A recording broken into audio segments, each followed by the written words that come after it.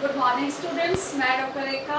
आज आपके सामने जो टॉपिक लेके आई हूँ ये आपका बीएड सेकेंड ईयर का टॉपिक है, paper creating and inclusive school से। ठीक है, और क्रिएटिंग एंड इंक्लूसिव स्कूल में इम्पोर्टेंट टॉपिक है पीयर ट्यूटरिंग। पीयर ट्यूटरिंग जैसे हम बात करते हैं कि आपको नाम से ही पता चल रहा है कि पीयर क्या है। पीयर मतलब आपका सहपाठी, जो आपके साथ पढ़ रहा है, जो आपका क्लासमेट है। ठीक है, तो पीयर ट्यूटरिंग क्या है कि कई बार क्या होता है कि एक अध्यापक के द्वारा क्या किया जाता है कि अपने ही कक्षा में बच्चों के ग्रुप बना दिए जाते हैं।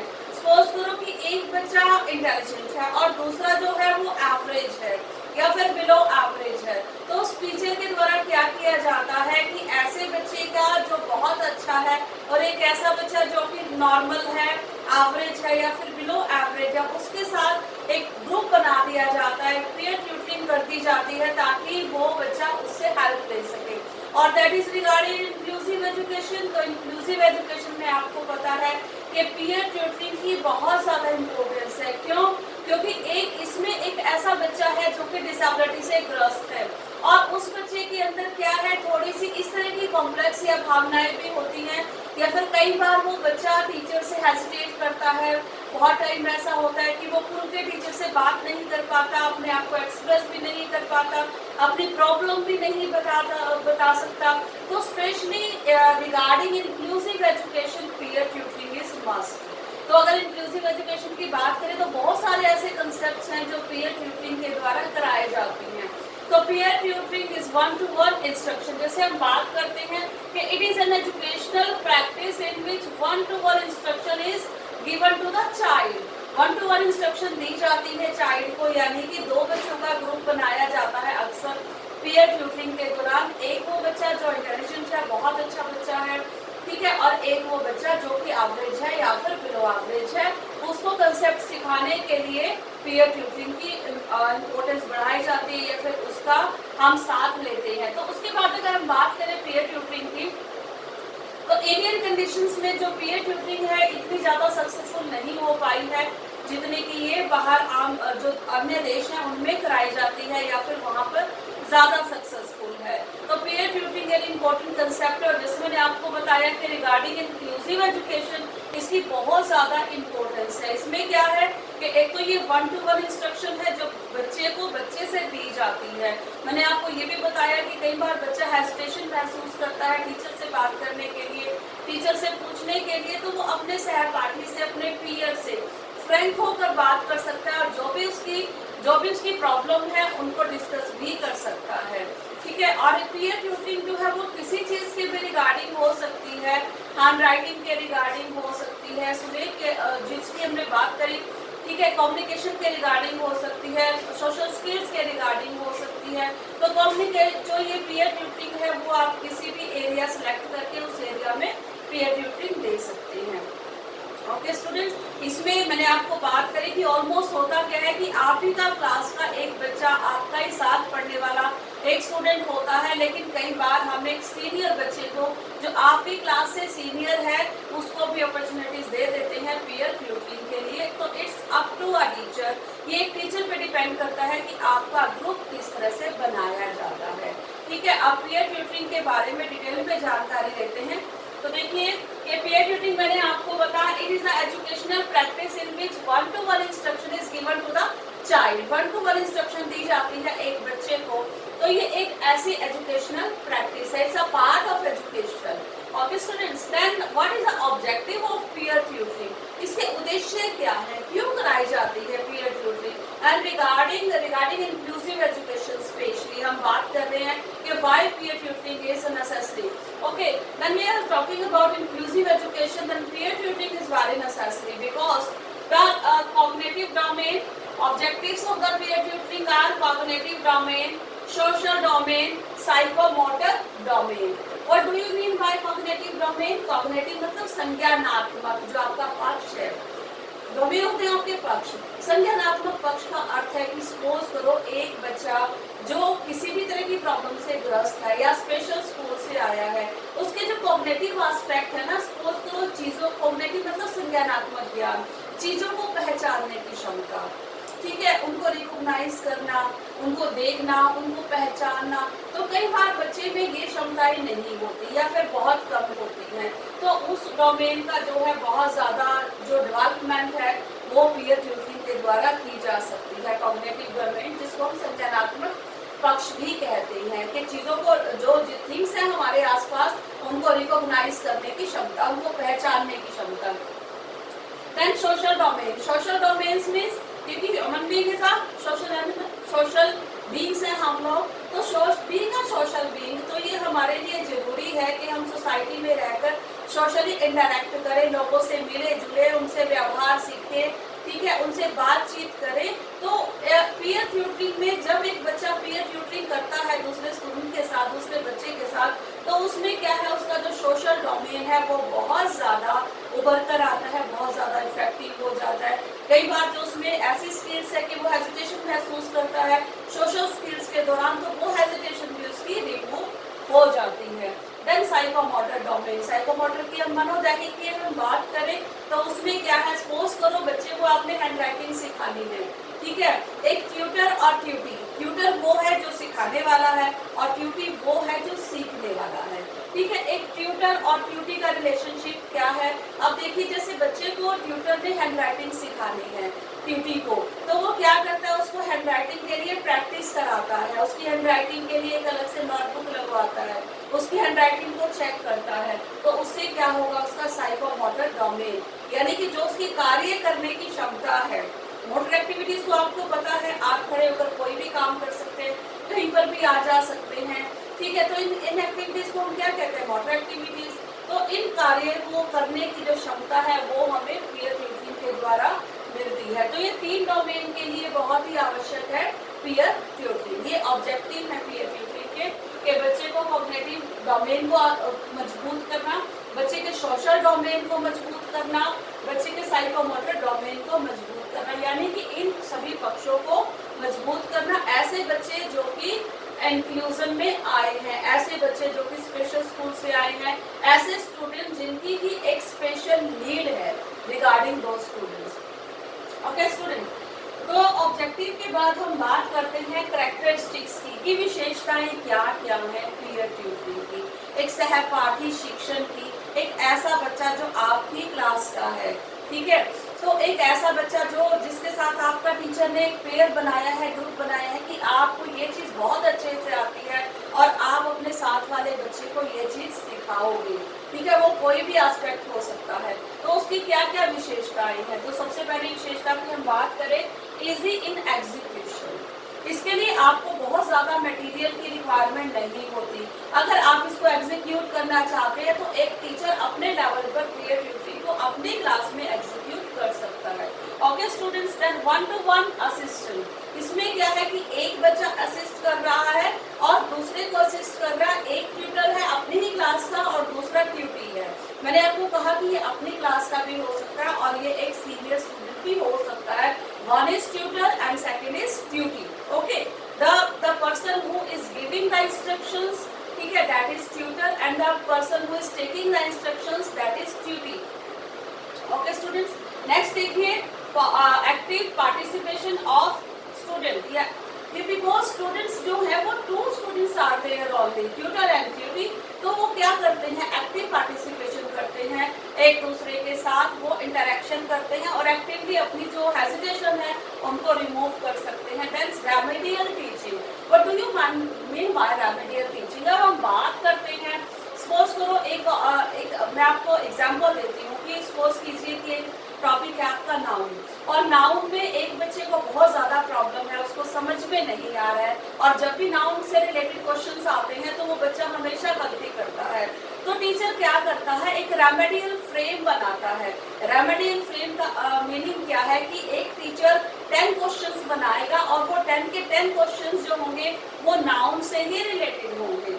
तो दैट इज रेमेडियल टीचिंग, कि बच्चे में ये प्रॉब्लम है, उस प्रॉब्लम का कोर्स टीचर ने जाना, उसको डायग्नोज करने की कोशिश की, ठीक है, डायग्नोज करने के बाद वो उस बच्चे को रेमेडी देता है।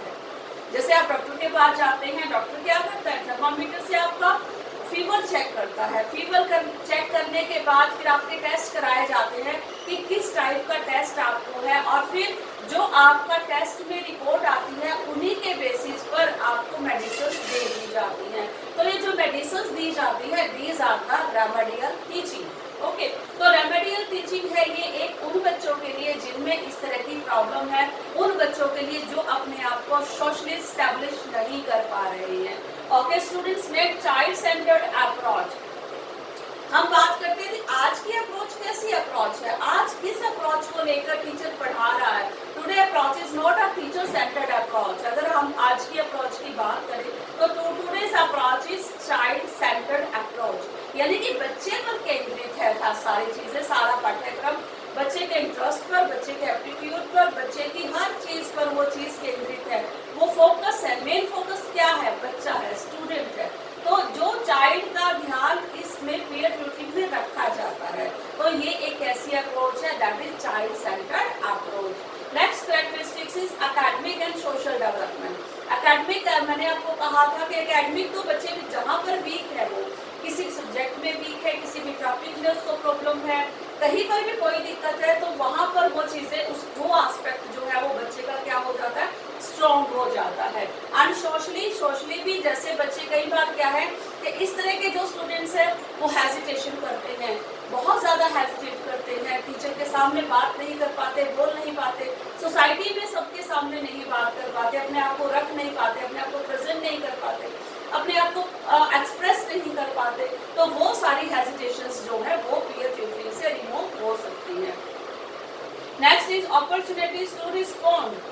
अब पूरी क्लास में इतने सारे स्टूडेंट हैं, हर स्टूडेंट को टीचर अपॉर्चुनिटीज तो दे ही नहीं सकता, तो इट्स नॉट पॉसिबल कि एक एक बच्चे का टीचर ध्यान रखे, नहीं पॉसिबल हो पाता है। तो यहाँ पर क्या है कि दो ही स्टूडेंट है, one is tutor and second is tutoring. Okay, और दोनों को रिस्पॉन्ड करने का अवसर या अपॉर्चुनिटी मिल रही है, तो ये सभी इसके कैरेक्टरिस्टिक्स हैं इसके peer tutoring. Okay students, then we come to the procedure. What will be the procedure that will be adopted by for peer tutoring?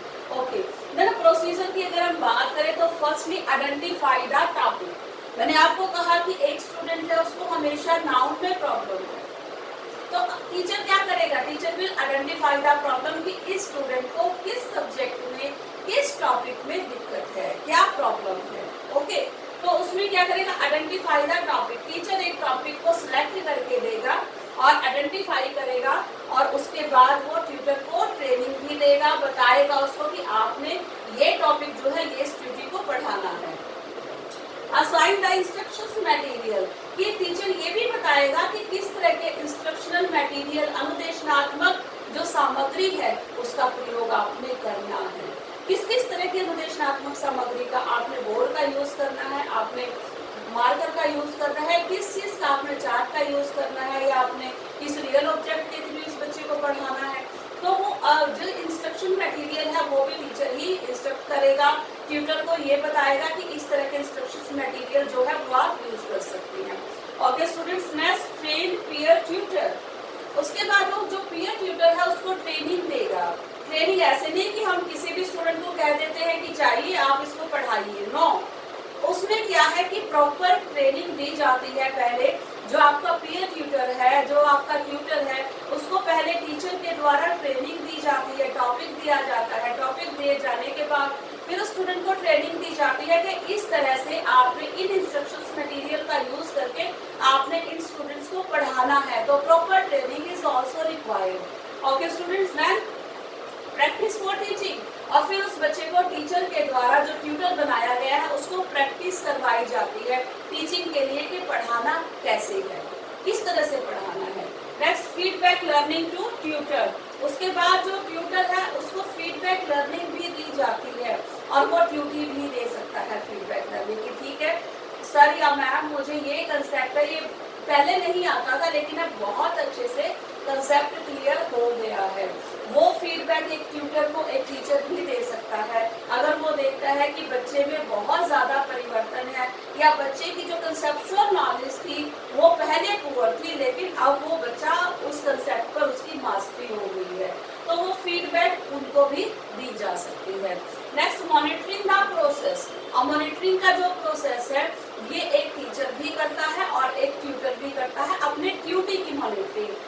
Students, तो मॉनिटरिंग के बिना, क्योंकि कोई भी काम आप करते हैं तो evaluation and monitoring is must, क्योंकि अगर आप किसी चीज़ की मॉनिटरिंग ही नहीं करते तो आप सक्सेसफुल नहीं हो सकते। तो मॉनिटरिंग तो बहुत ज़रूरी है। हर चीज़ को ये देखना कि इसमें कौन से एस्पेक्ट थे और किन एस्पेक्ट में प्रॉब्लम आई बच्चे को, और कहाँ कहाँ पे इसने किस किस तरह से अपनी प्रॉब्लम्स को इम्प्रूव किया है। तो that is monitoring process. Okay students, तो these all were the procedures. Okay, firstly हमने किया objectives, then characteristics, then procedure, what will be the procedure, and then we come to the advantages. Okay, advantages, there are many advantages, बहुत सारे advantages हैं peer tutoring की। Firstly देखिए students, low stress in tutoring. Tutee जो होता है उसके अंदर लो स्ट्रेस हो जाता है, क्योंकि अगर एक टीचर के सामने वो बोलता है, बात करता है, या फिर कई बार हेजिटेशन महसूस करता है कि ये कहने के लिए कि मुझे ये चीज़ नहीं समझ आई या मुझे नहीं आती, लेकिन वो अपने जो ट्यूटर है उसके सामने वो अपने आप को एक्सप्रेस कर लेता है, तो उसके अंदर जो स्ट्रेस लेवल है वो हाई लेवल ना होकर उसका स्ट्रेस लेवल जो है वो लो लेवल हो जाता है। ओके स्टूडेंट्स, फ्री एनवायरनमेंट, तब एक ट्यूटर को भी फ्री एनवायरनमेंट मिला है, एक ट्यूटी को भी फ्री एनवायरनमेंट मिला है कि जिस मेथड से वो चाहे वो उस मेथड से उस बच्चे को सिखा सकता है, समझा सकता है और पढ़ा भी सकता है।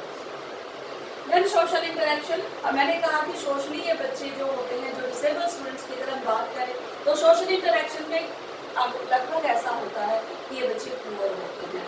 अगर ये सोशली इंटरेक्शन करना सीख जाए, अब मान लो वो अपने ट्यूटी जो है अपने ट्यूटर के साथ इंस्ट्रक्शन करेगा, ठीक है, इंटरेक्शन करेगा, तो उससे क्या होगा, उसकी जो इंटरेक्शन है, सोशल इंटरेक्शन है, वो उसका जो वे है, जो मेथड है, दैट विल बी इम्प्रूव, ठीक है, वो इम्प्रूव होगा। Next is decrease pressure of teacher. इसमें क्या है कि टीचर की ये प्रॉब्लम नहीं है कि जितने भी मेरी क्लास के students, I have to manage all students. अगर बच्चों में इस तरह की कोई प्रॉब्लम है, कंसेप्चुअल नॉलेज उनकी वीक है, तो जो अच्छे स्टूडेंट्स हैं उनके साथ पीयर ट्यूटरिंग करके एवरेज या बिलो एवरेज स्टूडेंट्स की पीयर ट्यूटरिंग के द्वारा उनके पेयर बना के उनको जो है इंस्ट्रक्शंस दी जा सकती हैं, उनको सिखाया जा सकता है। नेक्स्ट इज कॉन्फिडेंस, तो कॉन्फिडेंस तो बढ़ेगा ही, कॉन्फिडेंस दोनों में ही बढ़ेगा, टीचर में भी बढ़ेगा, टीचर मतलब ट्यूटर में भी बढ़ेगा और ट्यूटी में भी बढ़ेगा। ये दोनों की कॉन्फिडेंस में जो है हेल्पफुल होगा। जो पीयर ट्यूटरिंग है ये दोनों के अंदर कॉन्फिडेंस बिल्ड करेगा, क्योंकि ऐसा माना जाता है कि जब आप एक स्टूडेंट दूसरे स्टूडेंट को सिखाता है, अब हम लेक्चर मेथड का यूज़ करते हैं तो वहाँ पर बच्चे 5% सीखते हैं, लेकिन इस तरह से जो मेथड का यूज़ किया जाता है, जब एक बच्चा एक टीचर बनकर सिखाएगा तो वो 90% जो है वो गेन कर पाता है। खुद स्टूडेंट जो है, जो ट्यूटर है, ट्यूटर भी और ट्यूटी भी, और दोनों के अंदर क्या होगा, कॉन्फिडेंस बिल्ड होगा। Next students, there are some limitations, कुछ लिमिटेशंस भी हैं पीयर ट्यूटरिंग की। तो लिमिटेशन की हम बात कर लेते हैं। तो first is difficult to manage. Yes, अब देखिए स्टूडेंट्स, काफ़ी स्टूडेंट्स होते हैं एक क्लास में, तो it's very difficult to manage for a teacher to make the groups of tutee and tutor, ठीक है, to make the groups of students according to their abilities. तो उनकी एबिलिटीज के अकॉर्डिंग ग्रुप को मैनेज करना, group को बनाना, उनकी एबिलिटीज को देखना या उनकी प्रॉब्लम्स को डायग्नोज करना, उनको पहचानना, ठीक है, और उनके लिए फिर इस तरह से ग्रुप डिसाइड करना, ठीक है। तो इट्स अ डिफिकल्ट टास्क, ये एक थोड़ा सा मुश्किल काम है एक टीचर के लिए। Next is conflict. कई बार ऐसा होता है, कन्फ्लिक्ट मीन्स कई बार ऐसा होता है कि दो बच्चों के अंदर, अब एक को टीचर ने ड्यूटी बना दिया, एक को ट्यूटर बना दिया है, लेकिन उनके बहुत ज़्यादा डिफरेंसेस हैं बच्चों के आपस में। कई बार बहुत झगड़ा करते हैं बच्चे, लड़ भी पड़ते हैं एक दूसरे से कि मैंने इससे नहीं पढ़ना, मैं इसको ट्यूटर एक्सेप्ट नहीं करता, तो वहाँ पर भी दिक्कत आती है। ये भी एक बहुत बड़ा जो कन्फ्लिक्ट है वो आता है। Okay students, next is training to tutor. ये भी एक सबसे बड़ी प्रॉब्लम है कि ट्रेनिंग कैसे दी जाए एक ट्यूटर को, कि ट्रेनिंग देना हर एक सब्जेक्ट के अकॉर्डिंग, हर एक टॉपिक के अकॉर्डिंग डायग्नोज करना पहले प्रॉब्लम को और फिर एक ट्यूटर को ट्रेन करना, तो ये भी एक टीचर के लिए एक बहुत बड़ा चैलेंज है। ओके, तो इन चैलेंजेस के होते हुए भी ये एक बहुत अच्छा कंसेप्ट है और हम इनको अपनी क्लास में एप्लीकेबल करना चाहिए। इस कंसेप्ट को हर टीचर को एप्लीकेबल करना चाहिए ताकि बच्चों के अंदर कॉन्फिडेंस बढ़े, और स्पेशली रिगार्डिंग इंक्लूसिव एजुकेशन ऐसे स्टूडेंट्स के साथ जो कि अपने आप को दूसरों के सिमिलर नहीं मानते, अपने आप को दूसरों के बराबर का नहीं मानते, उन स्टूडेंट्स के लिए तो इसका बहुत ज़्यादा बेनिफिट है। ओके, उनका सोशल इंटरेक्शन सुधरता है, उनकी जो सोशल स्किल्स है वो सुधरती हैं और वो अपने आप को सोसाइटी में स्टैब्लिश कर सकते हैं through peer tube. I hope the topic is clear to you students. Okay, thank you. Have a nice day.